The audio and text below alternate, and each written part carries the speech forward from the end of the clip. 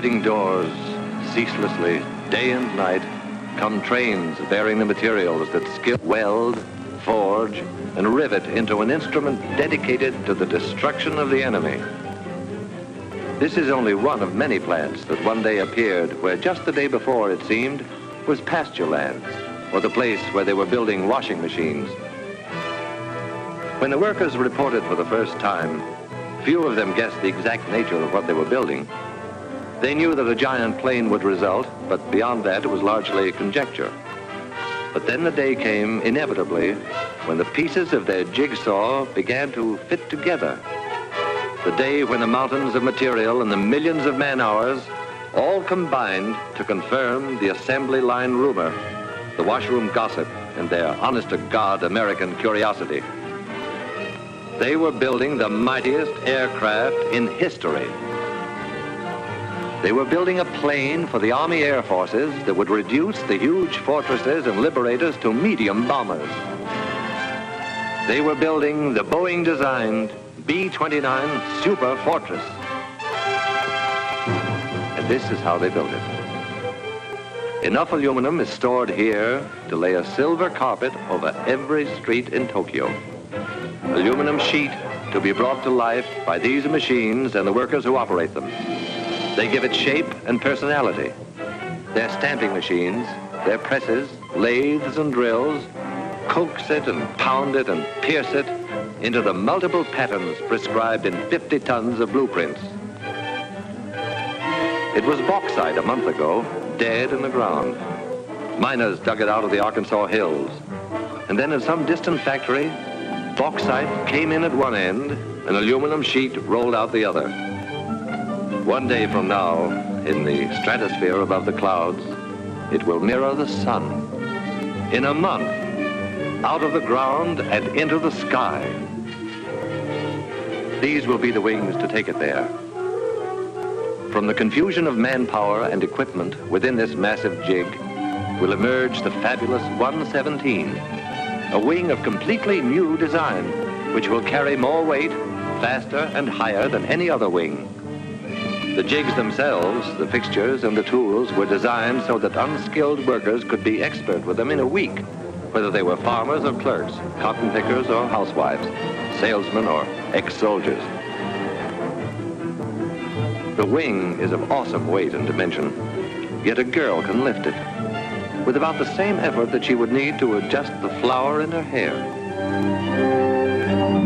Space and the handling of bulky parts have always been problems in assembly production.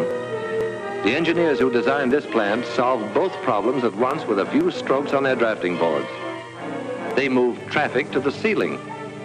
Thus, they allowed workers more time at machines, and machines more time at work.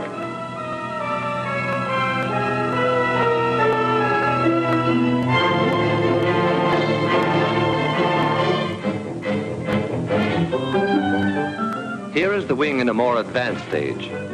If the workers imagined for a moment that they were in a shipyard, it would be understandable. The Mayflower was shorter from stem to stern than each of these wings from tip to tip. All the pilgrims who landed at Plymouth Rock could curl up within the gasoline compartments in the wing and sleep no less comfortably than on their long Atlantic crossing.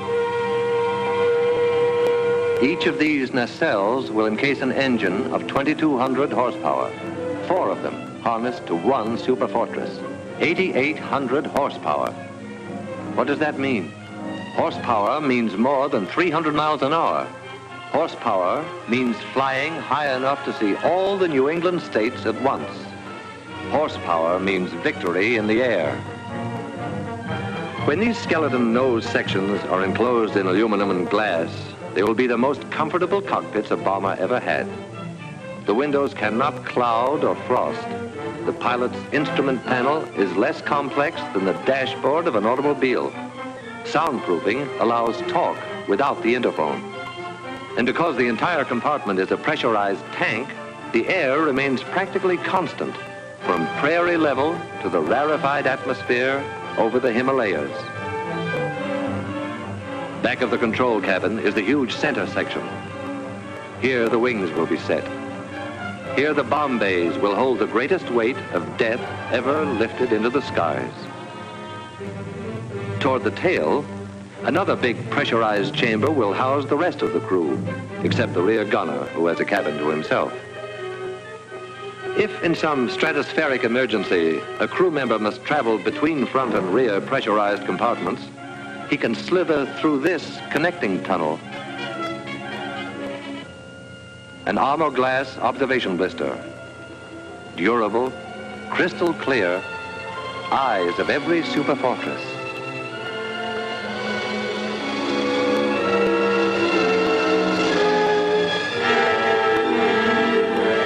The prefabricated sub-assemblies are manufactured by other contractors and shipped to this plant by the carload.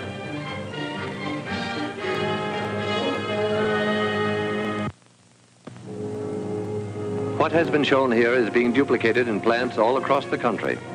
Identical miracles of modern machinery, nursed and tended and made productive by people who look and think like these people.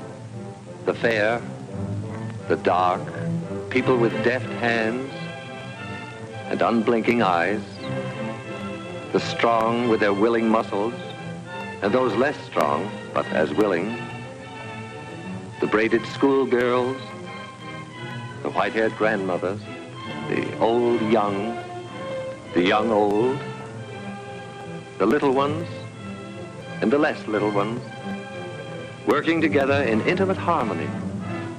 Their product, death. Their goal, peace. These workers are the lucky ones who see the finished product of their labor roll off the line.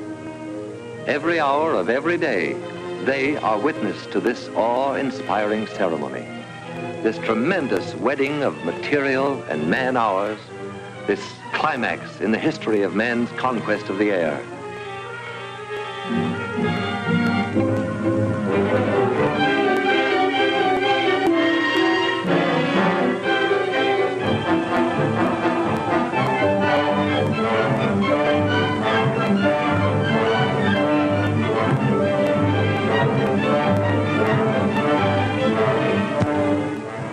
What of the others who helped, however remotely, to create an aerial weapon they have never seen?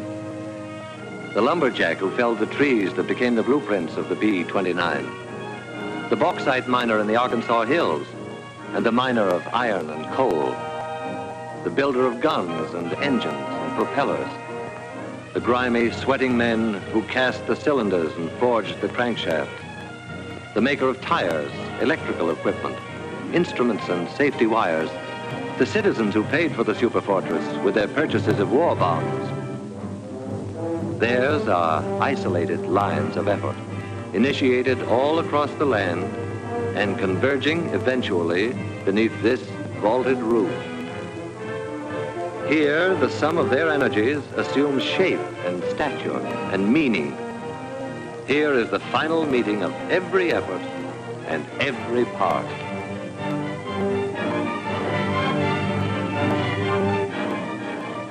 A bold insignia will proclaim to the enemy that this is the proud new weapon of the United States Army Air Forces. But it is our plane, too, because we, the people, built it. We conceived it, financed it, gave it wings. We powered it and armed it, and our sons and brothers fly it. The function of the people's Superfortress is to break the race who turned their backs on reason, to spin them around to face the peaceful way of living. It is the people's answer to all the sneak raids, all the death marches, all the stabs in the back. It is our memorial to the fighting men who were not afraid to die, who bought with their lives the time we needed to make the weapons to win the war. Like this weapon, which 50 hours after its tests will be landing in India or China or some other faraway Shangri-La to regain its breath before the final assault for which the people destined it. Within the plant, work proceeds, but the workers cock their ears for a sound that regularly drowns the clatter of their tools. It is more than a sound. It is a song. This is the song they hear.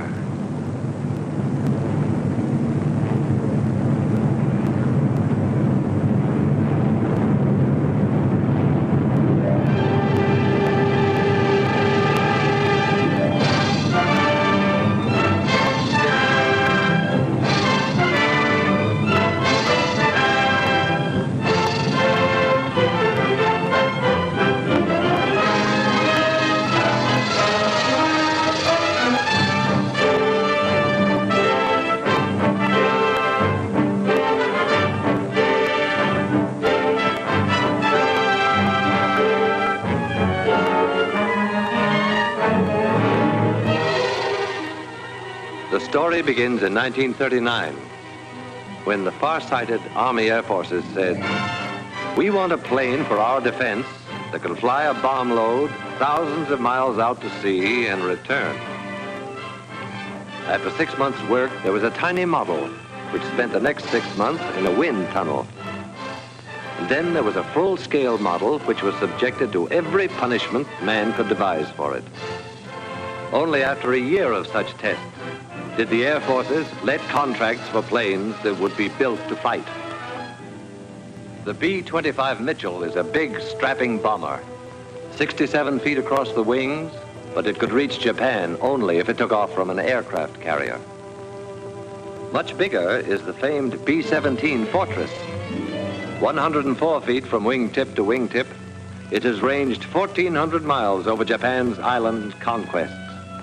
But it cannot reach Japan itself from any base we now hold. The Superfortress, wingspan 141 feet, longer than the Wrights' first flight through the air at Kitty Hawk. Range, altitude, and bomb load, secret, though the Air Forces do save them laconically. Very long, very high, and very large. Because it is a global bomber, around it has been built an entire new Air Force, the 20th. The 20th War Theater is the world itself. Its operations room is the war room of the Chiefs of Staff in Washington. Its planes will be treated as a major task force, in the same manner as a naval task force is directed against a specific objective. Watch it come in for a landing. A revolutionary set of flaps that constitutes nearly 1/5 of the wing area gives the ship a low landing speed and a shorter landing run than many a plane half its size. All this great weight of Superfortress is supported by a tricycle gear whose tires require less pressure than a child's bicycle.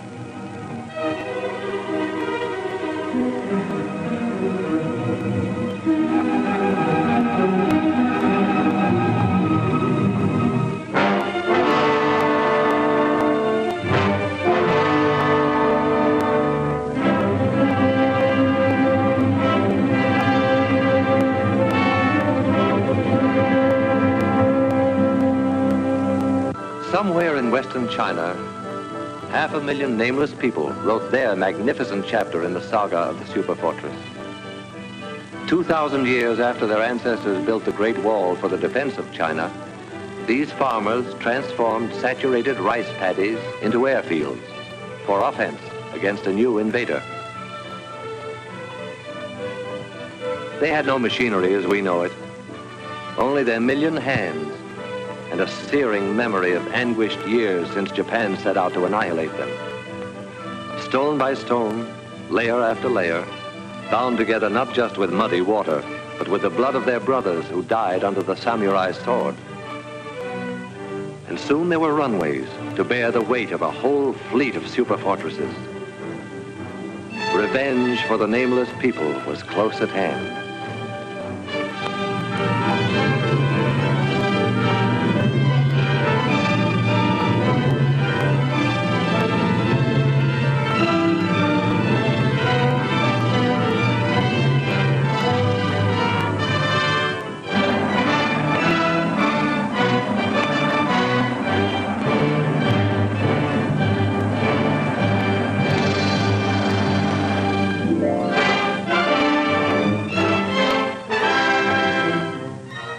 Even in China, land of miracles, the arrival of the Superfortress is an occasion for everyone to turn out in curiosity and in welcome. A welcome now, but journey's end on the other side of the globe is only the beginning of another, grimmer journey. The tanks will have to be filled, the engines given a final check, the guns armed, the bombs set in the racks, and then briefing. And the assembled airmen will listen to words that a few years ago would have been fantastic, but today roll casually off a briefing officer's lips.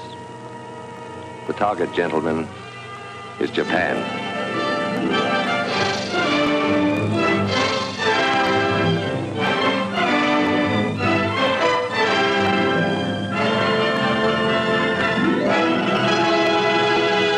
Superfortress.